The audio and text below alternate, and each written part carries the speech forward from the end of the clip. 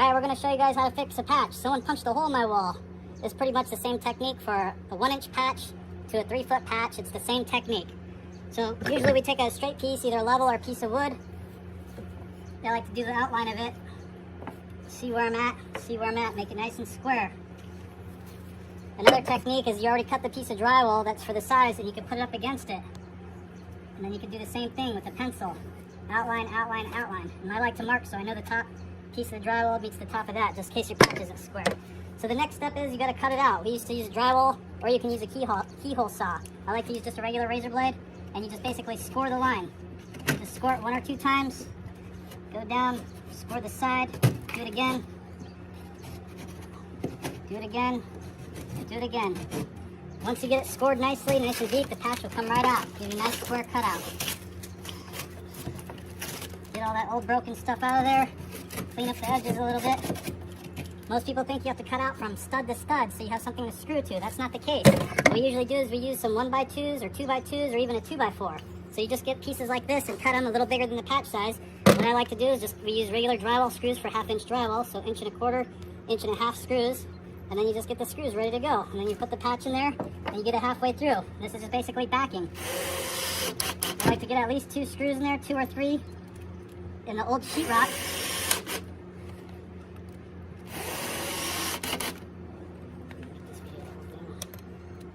And I like to get a piece of wood on both sides. Sometimes 1 piece of wood isn't enough. Sometimes you can go diagonal if you only have 1 piece of wood, but if you have enough lumber, then we like to do at least 2. I think some guys, they'll do 4 pieces, but I think that's going overboard. Maybe if the patch is over 3 foot, maybe you want to do all 4 sides. But with the 2 screws in it, then it's good to go. Now I got my patch. I don't remember which way it was, but good thing I made that pencil mark to go right there.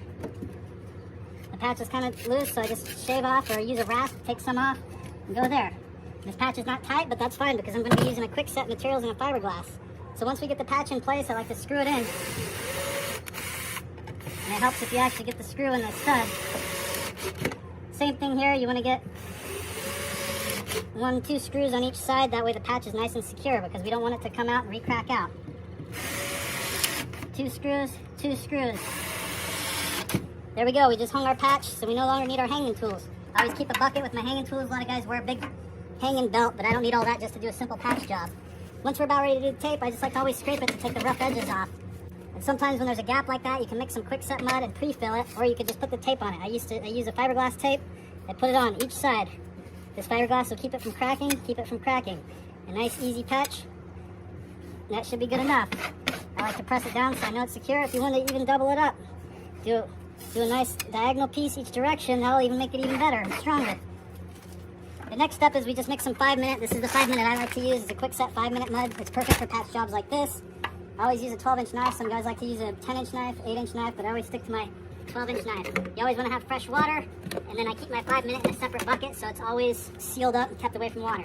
In a patch like this, we don't need that much material, so I'll just mix a little bit. Just enough water in it, maybe a sponge full, and you mix it up, mix up the materials. If I put too much water in there, that's okay. I can dump some out, just to what I need. We're not making pancake batter, we're trying to make bread dough, because it's like a first coat mud. I like to scrape the sides, get all the dry powder mixed in there, so we don't want to waste any materials. Once I get that coated, that's nice, thick coat, I have enough mud here to do the patch. Notice it doesn't fall off the knife. It's nice heavy mud, almost like a thick blizzard. So then we go through like this. Since there's a gap, I like to push down the material so I know it gets inside that gap. So now it's nice and sealed. And the next step is we just do a nice heavy first coat. Nice heavy first coat. Nice heavy first coat. Same thing like coating the joints. You just feather the sides, top and bottom. Nice heavy first coat. It doesn't have to be perfect on the first coat. It's just a nice fill. This is a 5-minute, so I like to get rid of the old materials. I usually keep a trash bag or an old box of mud here. And we always like to keep the bucket on the lid on the bucket so we don't get water in there when we wash up. Then you go through and wash up your tools. And by the time you're done washing up your pan and knife, the mud will have set up. It's a 5-minute mud. Sometimes it sets up in 3 minutes, sometimes 8 minutes. So you just got to be right on it. So by the time you get everything washed up and you get ready for the next, set yourself up for the next step.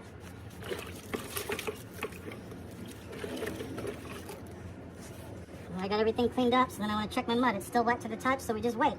Hurry up and wait right now. Alright, our first coat on our patch is starting to set up. It's still damp, but you can work with it. So I get a fresh sponge out of my water bucket, make sure it's just damp, and I take the edges of the patch and I feather those in with a damp sponge. And I like to go through the patch and just go over it. Then I take my 6-inch knife and I feather it, feather it, feather it, feather it. You can go each way, up, down, side to side, whatever it takes, because all you're doing is you're pushing the mud down and you're taking off the excess mud.